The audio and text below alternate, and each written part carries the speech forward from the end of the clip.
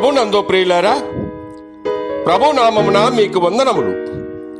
ఈరోజు దేవుని యొక్క వాక్య ధ్యానము యాకోబు పత్రిక 1వ అధ్యాయం 21వ వచనము. అందుచేత సమస్త కల్మషమును విర్రవీగుతున్న దుష్టత్వమును మాని లోపల నాటబడి మీ ఆత్మలను రక్షించుటకు శక్తిగల వాక్యమును సాత్వికముతో అంగీకరించుడి. దేవుడి మాటలు దీవించి ఆశీర్వదించునుగాక. గమనించండి ప్రియులారా, కల్మషము అనే మాటకు భావము అపరిశుద్ధమైనది, అసహ్యమైనది, దుర్వాసన వెదజల్లున్నదని భావం.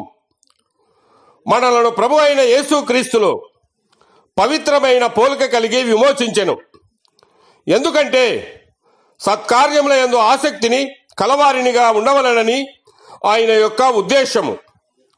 కావున మనలో ప్రాచీన స్వభావ సంబంధమైన క్రియలు విడిచిపెట్టి పవిత్రతతో నడవవలేను. అంతేగాక పరిమళ వాసన గల జీవితమును మనము జీవించవలేను.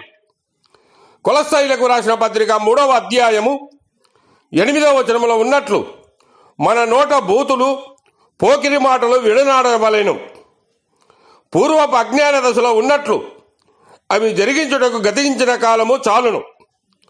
కనుక ప్రియులారా, ఎందుకంటే మీరు మీ సొత్తు కాదు, విలువ పెట్టి కొనబడిన వారు గనుక మీ దేహముతో దేవుణ్ణి మహిమపరచుచు ప్రభు ఎదుట యథార్థముగా నడవవలేను. దేవుడు మిమ్మల్ని దీవించి ఆశీర్వదించునుగాక.